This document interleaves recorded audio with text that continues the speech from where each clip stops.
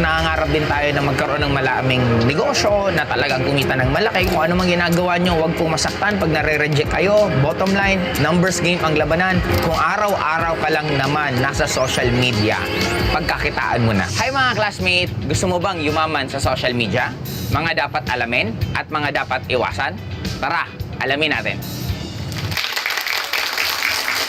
Sa panahon ngayon, malaki ang ambag ng social media sa pang-araw-araw na pamumuhay natin. Naging parte na po ito ng communication sa mga mahal natin sa buhay at pati na rin sa trabaho. Pero, mas nagagamit ngayon ang social media upang pagkakitaan. At ngayong umaga, kasama po natin ang isang trending sa social media. Isang social media personality, motivational coach, and financial advisor. Let's all welcome back sa Kada Umaga Stage, Joseph Lim. Good morning! Good morning. And welcome back! Joseph! Hello. Kumusta naman? Anong pinagkakabisihan natin ngayon? Sabi ko kanina kay Pia, sa Bibi. Medyo busy ng konti sa Bibi, at the same time sa vlogging. Oo, kasi Kamusta na ang pag-vlog mo? Lalo bang mas gumanda lalo ang lumaki? engagement din. Oo. Tapos, madami ang mga videos na nag-1M views din.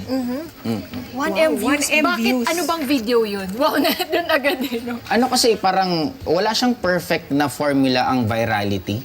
Kasi ang dami din naman pinag-aaralan. Ang pinaka-technique lang dyan, upload ka lang ng upload. Doon na lang malaman. Okay, so wala palang siyensya ito.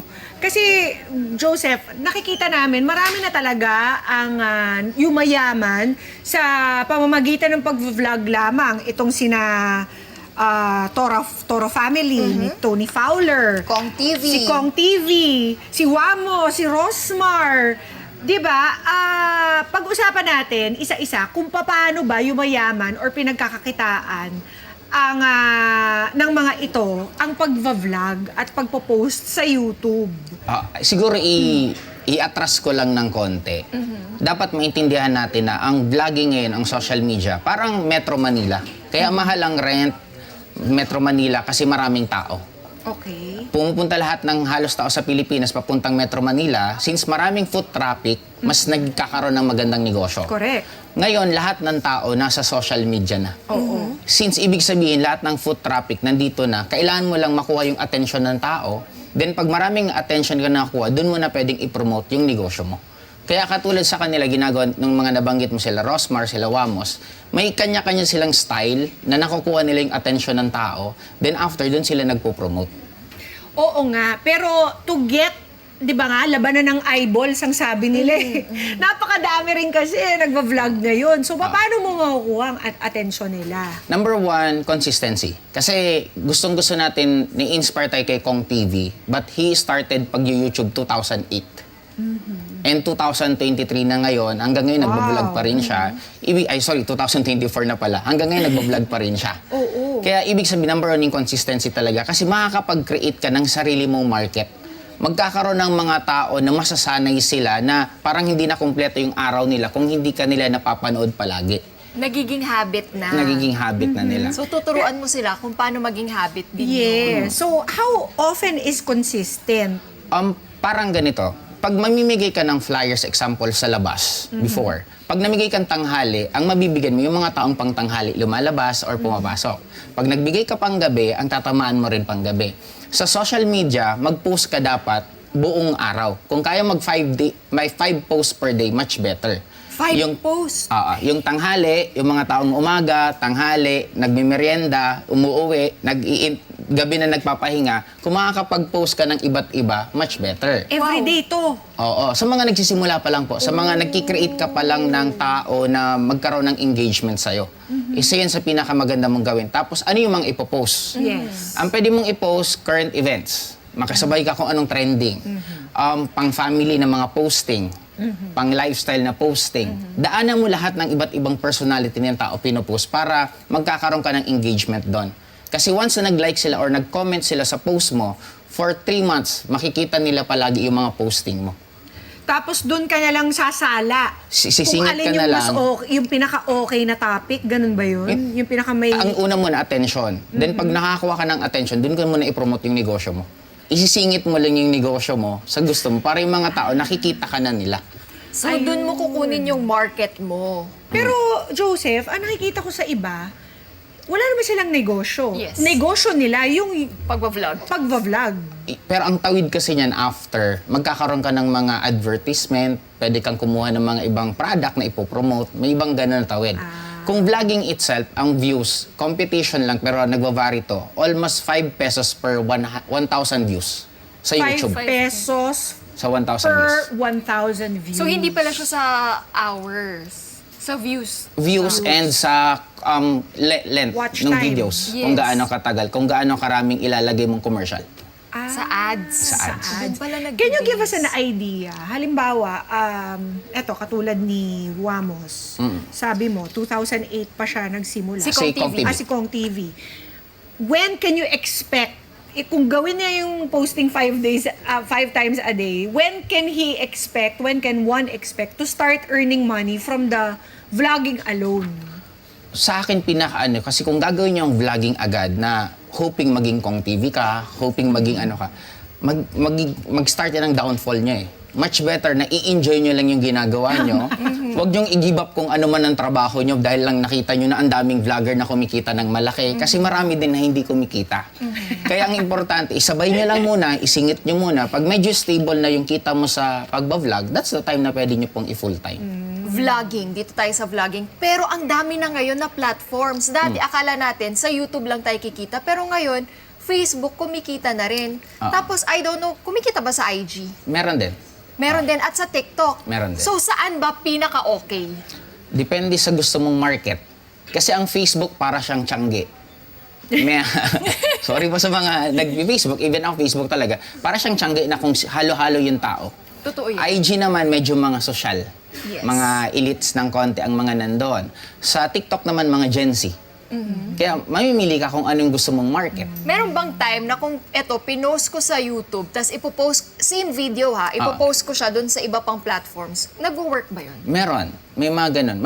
Ang iba nga ang ginagawa, mas tipid, gagawa ng isang podcast, hahati-hatiin yung video, i-upload sa Reels, i-upload sa TikTok, na pagkakitaan nila yung iisang video, pero ang daming exposure na nagagawa. Saan pinakamataas kumita? Depende. Pero kung sa YouTube kasi, videos. Sa TikTok kasi pwede ka maging affiliate. Yun. Pag magpo-promote ka ng mga products or sa affiliate naman, magko-connect ka ng link, ipopost mo lang, magkakaroon ka ng mga video, tas may link. Pag na-curious sila dun sa product mo, clinic nila, pag bumili sila, may kita ka.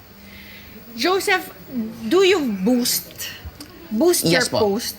Nagbo-boost. May mga certain kami na binuboost namin talaga yung ano. Kasi much cheaper siya compared sa mainstream, ang boosting. Pero the difference is, sa mainstream media kasi, ang tawag dun is shotgun approach. Ibig sabihin, hindi mo alam kung sinong nanonood Kausap ng, mo. Oo. ng bagsak mo ng advertisement. Sa Facebook, sa boosting, alam nila kung ano yung gusto mong makita. Kasi na-find out, ang tawag doon is parang sniper approach na alam nila kung anong hilig mo, anong pinapanood mo. Kaya kung mahilig ka sa aso, nag-type ka ng aso, nagko-comment ka tungkol sa aso, ang makikita mong advertisement tungkol sa aso. Pumunta ka sa Davao, nakita ng cellphone, nakita nila na nasa Davao ka, ang makikita mong advertisement tungkol sa Davao at connected sa Davao. Targeted. Alam na mismo ng social media kung sino yung tatargetin ng commercial na kailangan. Nanineglecto pero napaka-powerful na ng SOCMED ngayon. Tama. Oo. Paano yung content? Anong gagawin mong content? Oo, hindi ba katulad yan, 5 times a day. Mga post lang po yun. Mga post. Oo. Pwede ka naman nanguha ng post ng iba. That's another way of making money nga daw eh. Kung ayaw mong i-reveal yung mga problema nyo sa buhay, sa bahay, May iba naman na nag-ano lang. Anong tawag yan? kumikita sila from the posts of others, Nagko-comment sila. kinukulate nila, di ba? Tapos ginagawa nila ng topic. Oo. Yun ang pinakamadali. Sa ngayon, ano bang pinaka-popular Na, na kind of content? Nakikita kasi namin yung iba parang keeping up with the Kardashians. depende sa Problema certain buhay. market mo.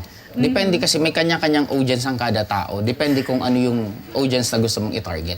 Pero kailangan. pinaka-safe sa Pilipinas, chismis, away, gulo.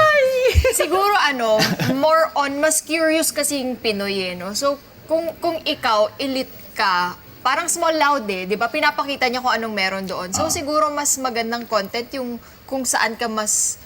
Para sa akin, yung Okay. authenticity mo. Yun. Yun ang pinakamaganda. Even dito, example, yung mga director, yung mga crew dito, i-vlog mo lang everyday na ginagawa mo. Anong meron, anong nangyari, ikwento mo lang. Kasi ang tao, gustong-gusto ng tao na pinapakialaman buhay ng ibang tao. Curious lang, Joseph. Curious lang. Pero yun na, hindi ka ba mapapagod? Kasi usually tayo parang, ay, eto na post, ay okay, 1 week mo na pahinga. Paano pag nagpahinga ka, meron ka pa rin bang market? Meron, pero dapat consistent ka. Hindi eh. siya lalago. Hindi talaga pwede. Yun nga, kasi Baka mabawasan ka pa. napansin ko nga sa TikTok, siguro 1 week lang ako hindi mag-post, bawas. Bumabawas. As in, hindi lang 1,000, 2,000 followers. Kaya nagugulat ako, parang, Kaya nga dapat nakikipag-engage ka rin. Ang pinaka-healthy na engagement, yung medyo nag-change ideas na yung mga comments. Yung nag-aaway-away na, may left and right sila. Yun ang pinakamagandang engagement. Yun. Kasi Huwag tayo- maganda yung algorithm ng... Oo, dapat hindi mahina yung loob mo na may konting negative lang eh. Normal talaga, hindi Tatapusin yun. na natin ang ating social media career. at napansin ko rin, hindi lang siya basta pagpo-post. Parang ako kasi Facebook tinuturuan ka rin niya kung paano mag-engage. Kailangan mo mag-comment pala. mag-comment. Hindi lang siya basta post, hindi mo kailangan tamanin. Pero paano ba yung time management mo doon, Joseph? Pwede ka naman mag-hire ng ibang tao para sila Yun na na nga. mag-comment. I was gonna get to that. Ano bang kailangan natin? Kailangan ba natin ng crew? Kailangan natin ng editor? Nakikita ko yung mga mukha na talagang production yung mga vlog nila eh. Sabi ko kay Amiga kanina, hindi na natin kaya to. May mga special effects na sila. Is that a Magkakaiba necessity? kasi katulad sa akin, ang vlogging ko is just part of my hobby. Oo. May iba kasing karir talaga na nila yun. Kaya talagang they have all the time na gawin yon. May mga iba naman na they're spending na so much para sa isang production, para sa vlogging. Pero hindi na yun. kailangan. Sa nagsimula, hindi naman. Yun Kasi lang, ang dami naman consistency. lumaki na nagsimula. Lahat ng vlogger nagsimula sa wala. Sa telepono sa lang. camera lang nila. Tama. Ano po ang Kailangan iba mong ganun. message sa mga nagsa-start ngayon? Tapos, syempre, ang dami ng competitors. Lumalaki na yung vlogging community. Sa akin siguro ito message para sa lahat. Kung meron tayong dapat i-develop, yung visualization. Kasi lahat ng tao gustong umasenso sa buhay, pero gusto lang natin umasenso, pero we don't visualize eh. Pag sinasabing visualization, para kang architect, na drawing mo na kung anong gusto maging itsura ng bahay, na-feel mo kung ano yung amoy, ano yung kulay, anong itsura, dapat yun ang pinakauna natin gagawin. Kasi pag ginawa mo yun, parang sa nangyari kanina kay Frances, na just imagine 2017, ang goal niya, makalapit lang sa concert, and nangyari, mas mataas pa sa ine-expect niya. And Tama. para sa akin, lahat tayo may ganun klaseng buhay na we just don't need to give up kung ano yung ginagawa natin. Kahit medyo madilim at wala ka nang nakikita, ituloy-tuloy mo lang kasi meron at meron mangyayari. Mga Kanet 25, this is Pia Guanyamago. For more Kada Umaga updates, please click the subscribe button and follow us on Net25 social media pages at Net25 TV and at Net25 Entertainment Facebook page. See you guys. Bye!